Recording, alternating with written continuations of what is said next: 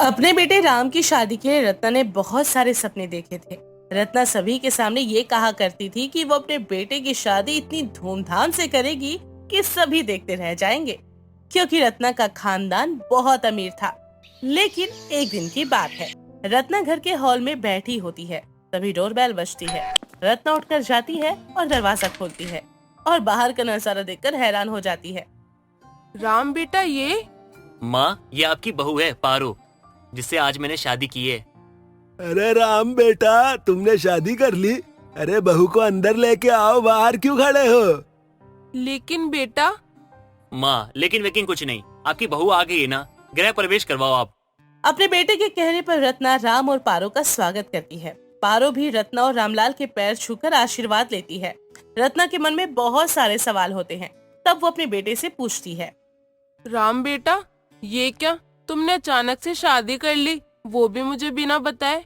बहू कहाँ से है, कौन है, इसके माँ बाप कौन है, कहाँ से आई है? मुझे तो कुछ भी नहीं पता। क्या करते हैं इसके घर वाले? माँ, शांत हो जाओ। अरे एक साथ कितने सवाल पूछोगी?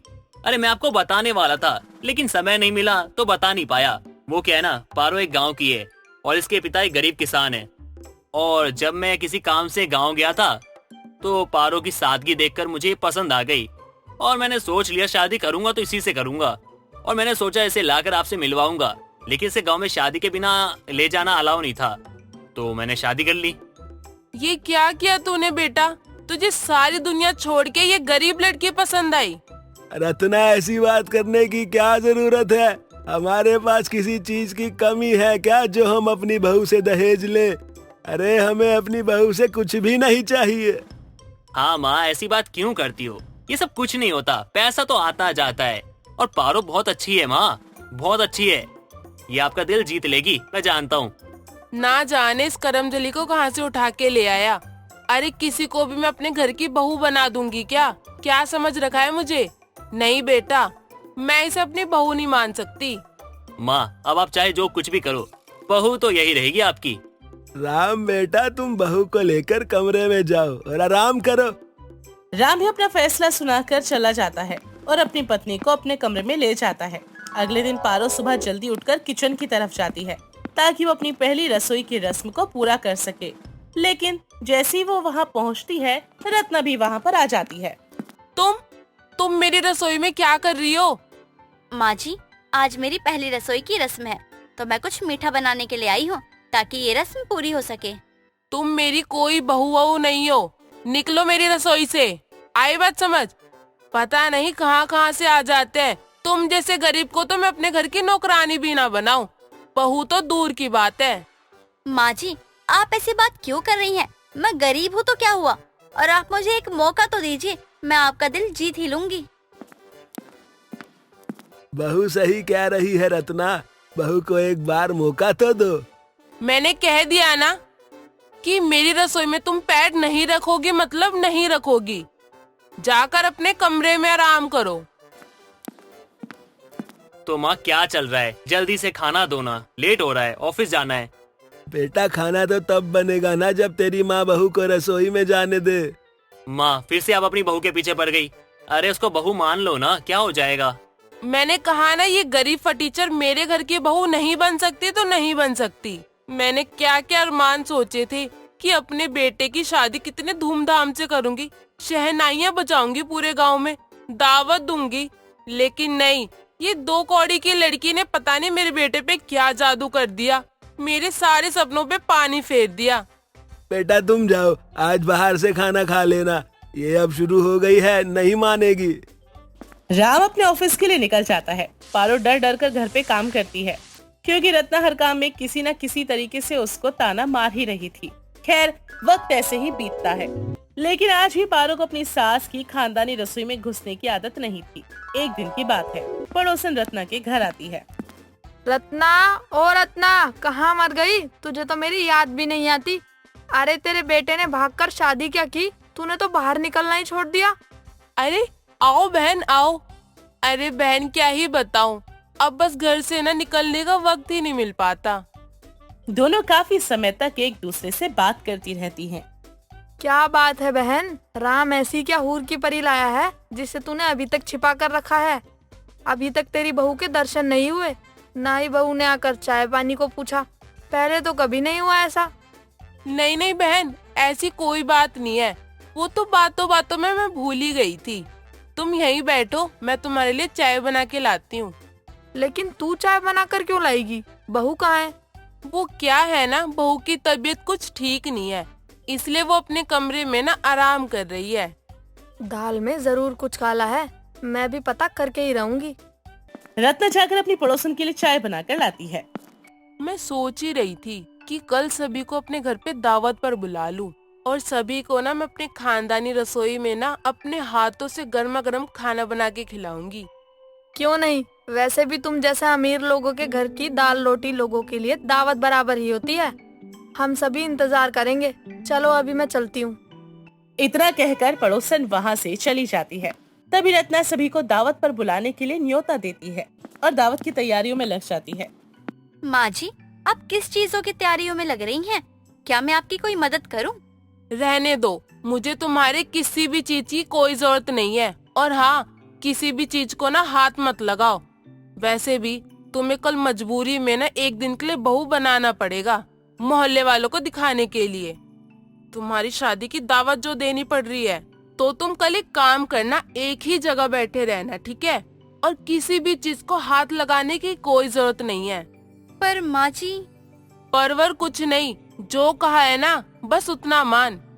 उस रात को रत्ना सारी तैयारी करके सोने चली जाती है। अगली सुबह होती है, लेकिन रत्ना की तबीयत बहुत ज्यादा खराब हो जाती है। वो बिस्तर से बेचारी उठ भी नहीं पाती। तो वहीं मोहल्ले वाले दावत के लिए आना शुरू कर देते हैं। अरे भाग्यवान, सभी मोहल्ले वालों को बुलाकर खुद अभी तक सो रही है। मुझसे तो उठा ही नहीं जा रहा। मेरी हालत तो बहुत ज्यादा बुरी हो गई, लग रहा है बुखार भी आ रहा है। अरे अब क्या करोगी तुम? खाना कैसे बनाओगी? बहू को तो तुम रसोई में जाने नहीं देती हो। चाहे कुछ भी हो जाए, वो गरीब लड़की मेरे खानदानी रसोई में कदम नहीं रखेगी। मैं खुद ही जाके खाना बनाने की कोशिश करती हूँ।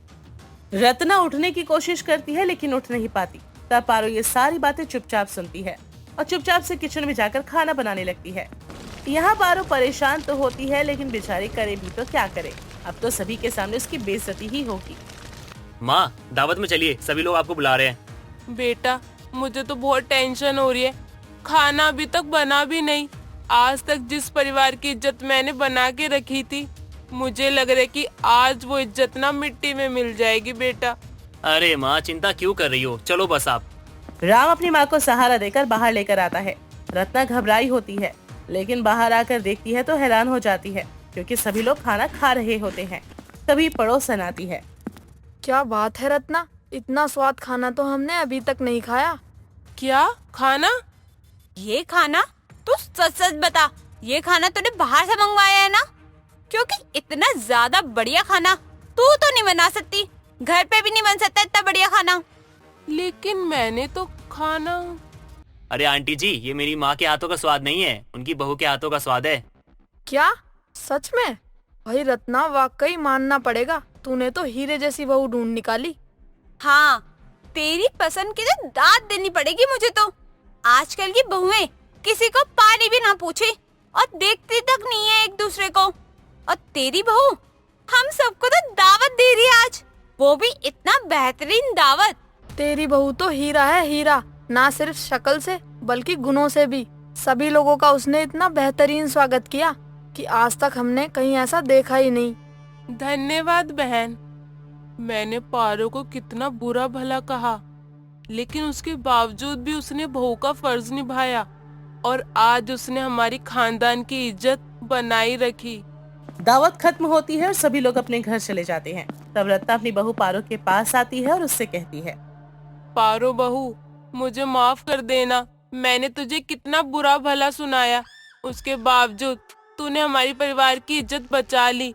बहुत बहुत शुक्रिया बेटा। माँ, मैंने कहा था ना आपसे, बस पारो को एक मौका दो, वो दिखा देगी वो कितनी होशियार है। हाँ बेटा, आज मैंने देख भी लिया।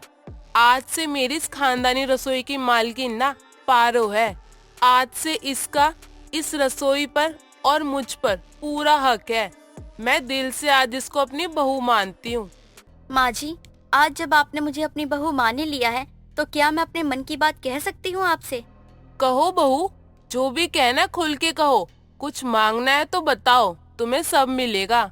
माँ जी, मेरा हमेशा से अपना रेस्टोरेंट खोलने का सपना था, लेकिन मेरे पिताजी गरीब किसान थे, इसलिए मैं कभी अपना सपना पूरा नहीं कर पाई। मैं चाहती हूँ कि मैं ये सपना पूरा करूँ। हाँ बहू, क्यों नहीं। बहुत जल्दी अब तुम्हारा खुद का एक रेस्टोरेंट होगा जिसमें तुम कुछ भी बना सकती हो। धन्यवाद माँ जी। भगवान का शुक्र है, दोनों सास बहू के बीच सब कुछ सही हो गया। हाँ पापा, नहीं तो मैं भी परेशान हो गया था, क्योंकि मुझे मेरी माँ से भी बहुत प्यार है और पत्नी से भी। लेकिन माँ के बर्ताव को देखकर मैं परेशान हो गया था। लेकिन जो भी कहो, आखिर में सब कुछ सही हो जाता है। अंत भला तो सब भला। बहुत जल्द पारो को उसका रेस्टोरेंट मिल जाता है और पारो बहुत ही बेहतरीन खाना बनाती है। धीरे धीरे हर कोई उसका नाम जानने लगता है और उसके नाम की ख्याति दूर दूर तक फैल जाती है। दूर दूर से लोग उसके हाथ का खाना खाने आते हैं। इतना ही नहीं, वो अपनी कमाई का आधा हिस्सा गरीबों की मदद में लगाती, जिससे उसे खूब तारीफ मिलती और परिवार के साथ पारो बहुत ही खुश रहती। नंदिता को लड्डू खाने का बहुत शौक था, क्योंकि उसे लड्डू बेहद पसंद थे। एक दिन उसकी पड़ोसन शुभ्रा दादी बनने की खुशी में मिठाई बांट रही होती है और वो नंदिता की चौखट पर आकर उससे बोलती है, अरे ओ उमा बहन, जल्दी से बाहर आओ, तुम्हारे लिए लड्डू लाई हूँ। देर मत करो, बाकियों को भी देना है। जैसे ही शुभ्रा की बात नंदिता के कानों में पड़ती है, वो दौड़ती हुई घर की चौखट पर आकर बोलती है, आओ आंटी जी, माँ अंदर काम कर रही है, ये मोतीचूर के लड्डू मुझे दे दीजिए आप। नंदिता के कहने पर शुभ्रा उसे 4 लड्डू देते हुए बोलती है, याद से दे दियो बिटिया। ठीक है, मैं चलती हूँ। नंदिता उन लड्डू को लालच भरी नजरों से देखती है और चोरी से अपने कमरे में लेकर जाती है। अरे वाह वाह नंदिता, कितना तेज दिमाग है तेरा तो। माँ को बिना बताए ही तू इन लड्डू को अपने कमरे में ले आई। चल अब इससे पहले कि भाई आकर देख ले, जल्दी से इन्हें खा ले। हाय मेरे प्यारे लड्डू, आओ मेरे मुंह के अंदर आ जाओ। इतना बोलकर नंदिता मोतीचूर के लड्डू खाने लगती है और वो 3 लड्डू खा चुकी होती है। तभी उसका भाई उसके कमरे में आ जाता है और नंदिता उसे चिढ़ाते हुए बोलती है, तो आ गया तो फिर से मेरी जासूसी करने। दीदी, तुम्हारे पास लड्डू कहाँ से आए? सौरभ के सवाल सुनकर नंदिता सोचने लगती है और बात को पलटते हुए बोलती है, देख तू सिर्फ आम खा, गुठलियां मत गिन, समझा ना। ये ले आधा लड्डू और रफू चक्कर हो जाए यहाँ से। सौरभ को नंदिता अपना आधा लड्डू देकर उसे कमरे से जाने के लिए बोल देती है और सौरभ के जाने के बाद वो आधा लड्डू भी खा जाती है, जिसके बाद वो खुद से बोलती है, अरे ये तो मैंने अपने हिस्से के लड्डू के साथ साथ माँ और पिताजी के हिस्से के लड्डू भी खा लिए। खैर छोड़ो, अब सोचने से क्या ही होगा, क्योंकि लड्डू तो मेरे पेट में चले गए। इतना बोलकर नंदिता लड्डू खाकर कॉलेज चली जाती है, जहाँ उसकी सहेली मीना कुट्टी उसे आते हुए देखकर बोलती है, अयो रामा, नंदिता आ गई तुम। देखो मैं केरला से तुम्हारे वास्ते क्या लाई। क्या लाई है तू मेरी केरल वाली दोस्त मेरे लिए, जल्दी से दिखा मुझे। नंदिता के कहने पर उसकी सहेली मीना कुट्टी उसे टिफिन खोलकर अपनी माँ के हाथ से बने नारियल के लड्डू दिखाती है, जिसे देखकर नंदिता बोल पड़ती है, अरे ये क्या है मीना? नंदिता, ये ना नारियल के बने हुए लड्डू है, जो मैं खास तुम्हारे लिए केरला से लेकर आई हूँ, खाओ ना। लड्डू की बचपन से ही शौकीन नंदिता टिफिन से एक लड्डू निकालकर खाने लगती है, जिसके बाद वो मीना से बोलती है, अरे वाह मीना, ये लड्डू खाकर तो दिल बाग बाग हो गया, कितने ज्यादा टेस्टी है। मैंने ऐसे लड्डू आज से पहले कभी नहीं खाए थे, और तुझे पता है ना मैं लड्डू की कितनी शौकीन हूँ। थैंक यू सो मच यार। मैं जानती थी नंदिता कि तुम्हें ये नारियल के लड्डू बहुत पसंद है। मेरी अम्मा ये लड्डू बहुत अच्छे बनाती है, और रही बात टेस्ट की, तो अम्मा अच्छे टेस्ट के लिए काजू, बादाम, मिल्क, घी बहुत कुछ डालकर बनाती है, इसीलिए ये बहुत टेस्टी है।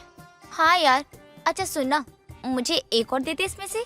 नंदिता की बात सुनकर मीना हंसते हुए उसे बोलती है, अयो नंदू, ये सारे लड्डू तुम्हारे वास्ते ही है, तुम ये टिफिन घर लेकर जाओ। जब ये लड्डू खत्म हो जाए तो मेरा टिफिन वापस कर देना। क्या सच में Meena? Thank you so much यार। नंदिता कॉलेज की क्लास खत्म होने के बाद घर पर आ जाती है और कमरे में जाकर नंदिता उन लड्डू को अपने कबर्ड में कपड़ों के बीच छिपाकर रख देती है और बोलती है, इस बार भाई मेरी जासूसी नहीं कर पाएगा और न ही मेरे नारियल के लड्डू को खोज पाएगा। मैं इन्हें रोज रोज खाऊंगी। इस तरह नंदिता नारियल के लड्डू को कबर्ड में छिपाकर रख देती है। तभी उसकी माँ उमा उसे आवाज लगाती है, ओ नंदिता, बाहर आना, क्या कर रही है कमरे में? चल जल्दी आ, खाना खा ले। तभी नंदिता जल्दबाजी से कमरे से बाहर आ जाती है। आ गई माँ, बोलो क्या हो गया? क्या हो गया का क्या मतलब है? तुझे भूख नहीं लगी है क्या? आ जल्दी से खाना खा ले। अपनी माँ की जबरदस्ती के कारण लड्डू खाने वाली नंदिता ना चाहते हुए भी जबरदस्ती खाना खाती है और डाइनिंग टेबल पर बैठे हुए भी उसका ध्यान उन टेस्टी नारियल के लड्डुओं पर ही होता है और इस कारण वो अपना खाना भी आधा अधूरा छोड़कर चली जाती है। जिसके बाद उसकी माँ उसे देखकर बोलती है, क्यों रे नंदिता, तुझे सिर्फ आधी रोटी की ही भूख थी क्या? सॉरी माँ, आज मुझे भूख कम लगी थी इसीलिए। इतना बोलकर नंदिता अपने कमरे में चली जाती है और कबर्ड से टिफिन निकालकर उनमें से एक नारियल का लड्डू खाने लगती है और बोलती है, अरे यार, ये लड्डू कितने ज्यादा टेस्टी हैं। एक लड्डू खाने से तो कुछ भी नहीं हुआ और खाने का मन है, लेकिन फिर ये जल्दी खत्म हो जाएंगे। खैर बात की बाद में देखेंगे, अभी तो मैं इसे जी भर के खाऊंगी। इतना बोलकर नंदिता और नारियल के लड्डू खाने लगती है। अरे यार, जितने टेस्टी ये नारियल के लड्डू है ना, उतना ही ज्यादा मुझे इनका ये सफेद रंग लग रहा है। ऐसा लग रहा है कि ये संगमरमर है। इसके बाद नंदिता बचे हुए लड्डू को कबर्ड में रख देती है और सो जाती है। अगले दिन सुबह नंदिता उठकर सबसे पहले कुछ लड्डू खाती है और फिर तैयार होकर बिना नाश्ता किए ही कॉलेज के लिए निकल जाती है। इस तरह वक्त बीतता है। नंदिता डेली थोड़ा सा नाश्ता करके अपने नारियल के लड्डू को खाकर कॉलेज जाने लगती है। अयो नंदिता, तुम आज मेरा टिफिन लाई हो कि नहीं? अरे ले आऊंगी कल या परसों मैं टिफिन, जब खाली हो जाएगा, ठीक है? नंदिता की बात सुनकर मीना उसे बोलती है, क्यों, लड्डू खत्म हो गए क्या जी? हाँ हाँ, कल ही खत्म हो जाएंगे। तुम इतने सारे लड्डू इतनी जल्दी खा गई? अरे यार, वो इतने ज्यादा टेस्टी लगते हैं ना कि जब भी मैं एक खाती हूँ तो फिर मेरा मन करता है कि एक और खाऊं, और इस तरह ही लड्डू जल्दी खत्म होने वाले हैं। अरे तुम उसे जल्दी खाओ या धीरे खाओ, मुझे कोई प्रॉब्लम नहीं है। बात बस इतनी है कि और लड्डू तुम्हें यहाँ नहीं मिलेंगे। वो मैं और मेरी अम्मा केरला से लेकर आई थी, क्योंकि केरला में नारियल के पेड़ बहुत ज्यादा होते हैं और वहाँ नारियल भी अच्छे और सस्ते हैं। हाँ, लेकिन उन्हें हम अपने घर में भी तो बना सकते हैं। बना तो सकते हैं, लेकिन हर कोई अच्छा टेस्ट नहीं बना सकता। अरे कोई बात नहीं, अभी है मेरे पास खाने के लिए, आगे का आगे सोचेंगे। क्लास खत्म होने के बाद नंदिता अपने घर पर जाती है, जहाँ वो अपने कमरे में नारियल के लड्डू चेक करती है और वो टिफिन देखकर चौंक जाती है। माँ जल्दी आओ, कहाँ गई हो आप? जल्दी आओ यहाँ। अरे क्यों चिल्ला रही है तू, क्या हुआ? माँ देखो, मेरी इस कबर्ड में मैंने नारियल के लड्डू रखे थे और मैंने अभी उसे देखा तो टिफिन खाली है। भाई कहाँ है? यहीं कहीं होगा। वो गुस्से में आग बबूला होकर सौरभ का इंतजार करने लगती है और थोड़ी ही देर में सौरभ घर पर आता है और नंदिता उसे आते ही देखकर गुस्से में जोर से बोलती है, तेरी हिम्मत कैसे हुई मेरे ना रहते हुए मेरे कमरे में जाकर मेरे लड्डू खाने की? चोर कहीं का। बस दीदी बस, बहुत हो गया आपका। मुझे गुस्सा मत दिलाओ। अगर आज मैंने आपके ये लड्डू खा लिए तो आपने मुझे चोर बना दिया। मुझे चोर कहा आपने। दीदी ये सही नहीं किया आपने। मैं चोर हूँ तो उस दिन का क्या दीदी, जब आंटी जी हम सबके लिए लड्डू देके गई थी और आप अकेले छुपा के खा गई, उसका क्या? उसकी कोई गिनती नहीं है क्या? उसके लिए तो मैं भी आपको चोर कह सकता हूँ। माँ समझा लो इसे। वो लड्डू मेरी सहेली मीना कुट्टी ने मुझे केरल से ला कर दिए थे और यहाँ मिलेगा भी नहीं। अब मैं कैसे उसे खाऊंगी? मैं कैसे भी कर बिल्कुल वैसा ही लड्डू बना दूंगी तेरे लिए। वो अपनी बेटी को समझाकर नारियल के लड्डू का सामान मंगवाकर उसके लिए लड्डू बनाती है और देखते ही देखते वो बहुत सारे लड्डू बना देती है और नंदिता उसे टेस्ट करके बोलती है, अरे वाह मेरी प्यारी माँ, आपने तो बिल्कुल मीना की माँ की जैसे ही टेस्टी लड्डू बनाया। थैंक यू माँ। ले, बना दिए मैंने तेरे लड्डू। अब तू 6 महीने तक बैठकर खाएगी ना तो भी कम नहीं पड़ेंगे। ओके ओके, समझ गई माँ। इस तरह लड्डू की शौकीन नंदिता को अपने माँ के हाथ से बनाए हुए लड्डू मिल जाते हैं, जिसके बाद वो अपने भाई सौरभ से माफी भी मांगती है और सभी खुशी खुशी रहने लगते हैं।